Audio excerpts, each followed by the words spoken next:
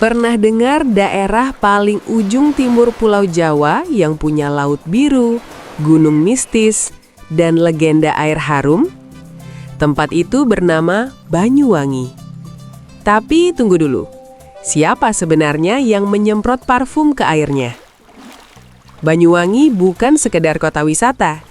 Di balik namanya tersimpan campuran geografi, ilmu bumi, kerajaan kuno, sampai legenda tragis yang bikin orang berkata, airnya wangi karena kesedihan. Banyuwangi berada di ujung timur Pulau Jawa, berbatasan langsung dengan Selat Bali. Dari sini kita bisa melihat Pulau Bali seperti tetangga sebelah rumah yang kalau pagi kelihatan jelas dari seberang laut. Secara geografis, Banyuwangi adalah kabupaten terbesar di Jawa Timur. Luasnya lebih dari 5.000 km persegi. Jadi kalau keliling Banyuwangi pakai sepeda santai, kemungkinan besar pulangnya sudah tahun depan. Wilayah Banyuwangi punya bentuk unik. Di utara ada pegunungan, tengahnya dataran subur, dan selatan penuh pantai liar. Kombinasi ini membuat daerahnya seperti paket lengkap alam dalam satu kabupaten. Di bagian barat berdiri Gunung Raung, salah satu gunung berapi paling aktif di Jawa. Gunung ini seperti kompor raksasa bumi yang sesekali mengeluarkan asap, mengingatkan manusia bahwa dapur planet kita masih menyala. Di utara ada Gunung Ijen yang terkenal dengan fenomena Blue Fire. Api biru ini bukan sulap, tapi gas belerang yang terbakar. Walau indah, aromanya cukup membuat hidung berkata, "Wah, parfum neraka." Tanah Banyuwangi terbentuk dari aktivitas vulkanik jutaan tahun. Abu gunung berapi membuat tanahnya subur. Makanya daerah ini cocok untuk pertanian, dari padi sampai kopi. Karena tanahnya subur, banyak desa berkembang menjadi pusat pertanian. Banyuwangi terkenal dengan hasil padi, kopi, dan buah naga yang warnanya merah menyala seperti diskotik di kebun. Banyuwangi memiliki lebih dari 20 kecamatan. Nama-namanya unik, seperti Genteng, Rogo Jampi, Celuring, hingga Kalibaru. Nama-nama ini biasanya berasal dari kondisi alam, bahasa lokal, atau cerita masyarakat setempat. Nama Kalibaru misalnya berasal dari kata kali, yang berarti sungai, dan baru yang berarti baru, artinya sungai baru. Orang zaman dulu memang praktis, lihat sungai baru langsung dinamai kali baru. Ada juga kecamatan Genteng. Konon dulu daerah ini penuh rumah beratap genteng dari tanah liat. Jadi kalau dilihat dari jauh, kampungnya tampak merah bata seperti pizza raksasa dari udara. Wilayah pesisir Banyuwangi juga sangat panjang. Pantai seperti Pulau Merah, Watu Dodol, dan Plengkung terkenal sampai dunia internasional, terutama bagi para peselancar yang mengejar ombak besar. Pantai Plengkung bahkan dijuluki G-Land oleh server dunia. Ombaknya bisa setinggi beberapa meter. Kalau jatuh dari papan selancar di sini, rasanya seperti ikut lomba guling-guling gratis. Di bagian selatan terdapat Hutan Taman Nasional Alas Purwo. Hutan ini sering disebut sebagai salah satu hutan paling tua di Pulau Jawa dan terkenal dengan cerita mistisnya. Nama Alas Purwo berarti hutan pertama. Dalam kepercayaan Jawa, tempat ini dianggap sebagai lokasi awal terbentuknya tanah Jawa. Jadi bisa dibilang ini seperti halaman pertama buku sejarah pulau ini. Selain hutan, Banyuwangi juga punya savana luas di Sadengan. Di sini kita bisa melihat banteng, rusa, dan merak berkeliaran bebas, seperti taman safari tanpa tiket mahal. Letaknya yang strategis membuat Banyuwangi sejak dulu menjadi jalur perdagangan penting. Kapal dari Bali, Jawa, dan bahkan wilayah timur Nusantara sering singgah di wilayah ini. Selat Bali yang memisahkan Banyuwangi dan Bali juga sangat sempit di beberapa titik. Artinya secara budaya dan sejarah, dua daerah ini sejak dulu sering berinteraksi. Interaksi ini membuat budaya Banyuwangi unik. Ada campuran budaya Jawa, Bali, dan Osing, suku asli Banyuwangi yang punya bahasa serta tradisi khas. Suku Osing dianggap sebagai keturunan masyarakat kerajaan Blambangan. Mereka tetap mempertahankan budaya lama, dari bahasa hingga upacara adat. Bahasa Osing terdengar mirip Jawa, tapi punya banyak kata unik. Kalau orang Jawa mendengarnya, kadang mereka bingung, seperti mendengar sepupu jauh berbicara dengan logat rahasia. Geografi Banyuwangi yang dikelilingi gunung dan laut membuatnya seperti benteng alam. Ini juga mempengaruhi sejarah kerajaan dan peperangan di masa lalu. Selain itu, banyak sungai mengalir dari pegunungan menuju laut. Sungai-sungai ini menjadi sumber kehidupan masyarakat sejak ratusan tahun. Dari sisi wilayah, Banyuwangi memiliki desa-desa yang dulu berdiri sebagai komunitas kecil petani, nelayan, atau penambang belerang. Tambang belerang di Kawah Ijen bahkan sudah dikenal sejak masa kolonial. Para penambang memikul bongkahan belerang berat menuruni gunung dengan cara tradisional.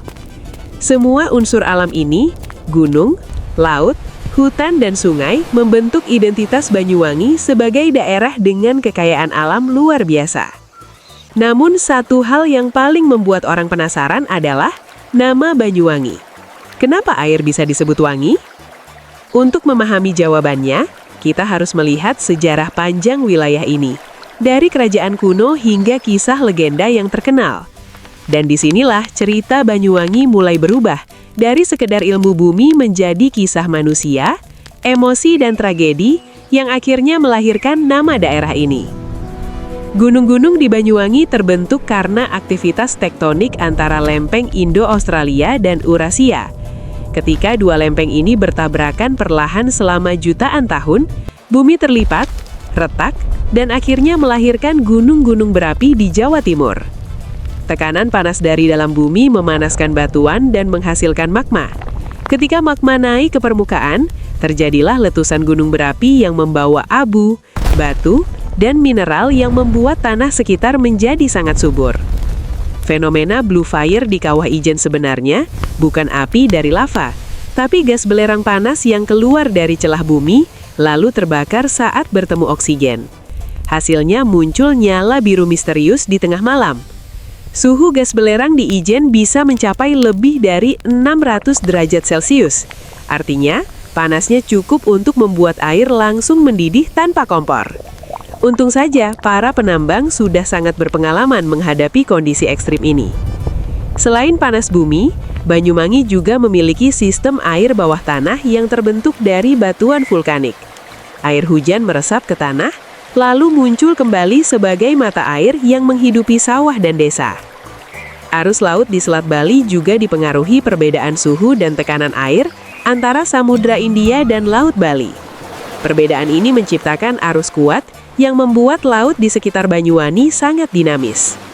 Ombak besar di pantai selatan Banyuwangi terbentuk karena energi angin yang melintasi Samudra India tanpa halangan daratan. Energi itu mendorong air laut hingga membentuk gelombang besar yang disukai peselancar dunia. Tanah vulkanik juga mengandung banyak mineral penting, seperti sulfur yang menghasilkan bau khas di Kawah Ijen. Meski baunya tajam, mineral ini punya banyak kegunaan industri. Semua proses alam ini menunjukkan bahwa Banyuwangi adalah laboratorium alam raksasa. Di sini kita bisa melihat langsung bagaimana ilmu geologi, fisika, dan kimia bekerja, membentuk lingkungan. Namun ilmu pengetahuan hanya menjelaskan bagaimana alam terbentuk. Untuk memahami nama Banyuwangi, kita harus melihat kisah manusia yang hidup di tanah ini ratusan tahun lalu. Sebelum menjadi kabupaten modern, wilayah Banyuwangi adalah bagian dari kerajaan kuno bernama Blambangan.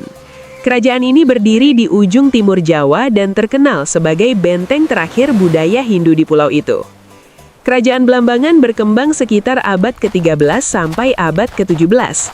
Letaknya yang strategis membuat kerajaan ini sering terlibat konflik dengan kerajaan lain seperti Majapahit dan Mataram. Blambangan juga memiliki hubungan budaya kuat dengan Bali. Banyak bangsawan dan pendeta datang dari Bali, sehingga tradisi Hindu tetap bertahan lama di wilayah ini. Kerajaan ini dikenal sebagai kerajaan yang tangguh. Walaupun sering diserang, masyarakatnya terus mempertahankan wilayahnya dengan keberanian dan strategi perang yang kuat. Namun di balik sejarah kerajaan yang besar ini, ada legenda yang jauh lebih terkenal dibandingkan kisah peperangan. Legenda itu adalah cerita tentang Sri Tanjung dan kesetiaannya. Sri Tanjung adalah seorang wanita cantik yang terkenal karena kesetiaannya kepada suaminya, seorang panglima bernama Sidapaksa. Suatu hari, Sidapaksa harus pergi menjalankan tugas kerajaan. Sebelum pergi, dia meninggalkan istrinya dengan pesan agar menjaga kehormatan keluarga. Namun ketika Sidapaksa kembali, dia mendengar kabar buruk. Ada seseorang yang memfitnah Sri Tanjung telah berselingkuh selama dirinya pergi. Sidapaksa yang marah langsung menuduh istrinya tanpa mendengar penjelasan panjang. Hatinya dipenuhi rasa cemburu dan kemarahan. Sri Tanjung yang sedih mencoba menjelaskan bahwa dirinya tidak bersalah. Dia bersumpah bahwa kesetiaannya kepada suaminya tidak pernah berubah. Namun Sidapaksa tetap tidak percaya. Dalam kemarahannya, dia memutuskan untuk menghukum istrinya.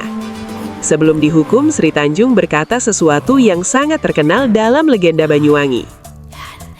Wahai sungai, saksikanlah kesucianku. Semoga airmu membawa keharuman.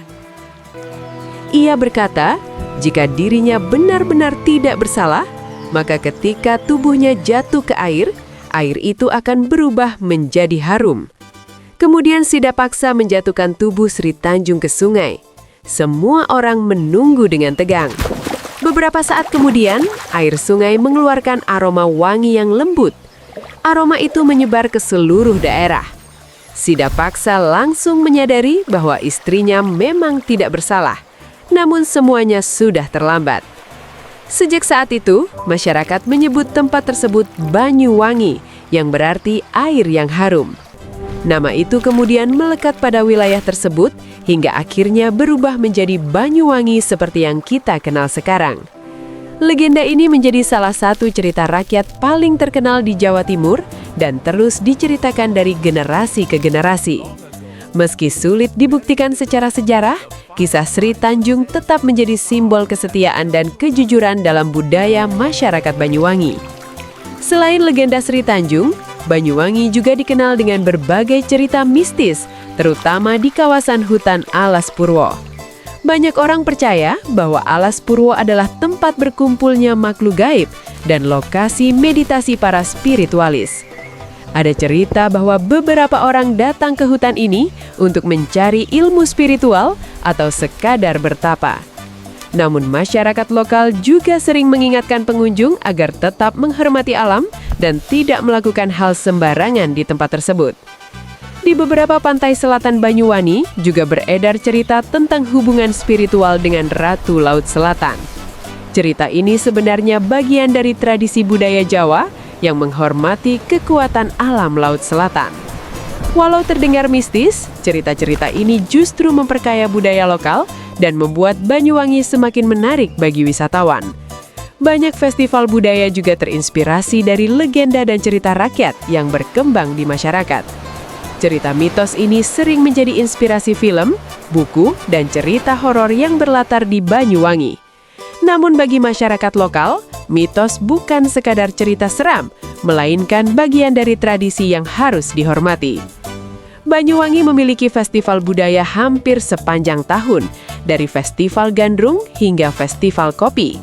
Tari gandrung adalah salah satu ikon budaya Banyuwangi yang melambangkan rasa syukur masyarakat kepada alam. Selain budaya, Banyuwangi juga terkenal dengan kopi khas pegunungannya yang memiliki rasa unik karena tanah vulkanik. Banyak wisatawan datang hanya untuk melihat Blue Fire Ijen karena fenomena ini sangat langka di dunia. Perpaduan alam, budaya, dan legenda membuat Banyuwangi menjadi salah satu destinasi wisata paling menarik di Indonesia. Dari geologi hingga legenda, Banyuwangi adalah tempat di mana ilmu pengetahuan dan cerita rakyat bertemu. Tanah vulkanik membentuk alamnya, sejarah kerajaan membentuk budayanya. Legenda Sri Tanjung memberi makna mendalam pada nama Banyuwangi. Semua cerita itu menjadikan Banyuwangi lebih dari sekadar daerah di peta. Ia adalah perpaduan alam, sejarah, dan cerita manusia yang membentuk identitas sebuah wilayah. Kalau kamu punya kesempatan, cobalah datang ke Banyuwangi dan rasakan sendiri pesona alamnya. Siapa tahu saat berdiri di tepi laut atau gunungnya, kamu bisa merasakan cerita panjang yang pernah terjadi di tanah ini. Dan jangan lupa subscribe channel ini, karena masih banyak kisah menarik dari berbagai daerah Indonesia yang akan kita jelajahi bersama.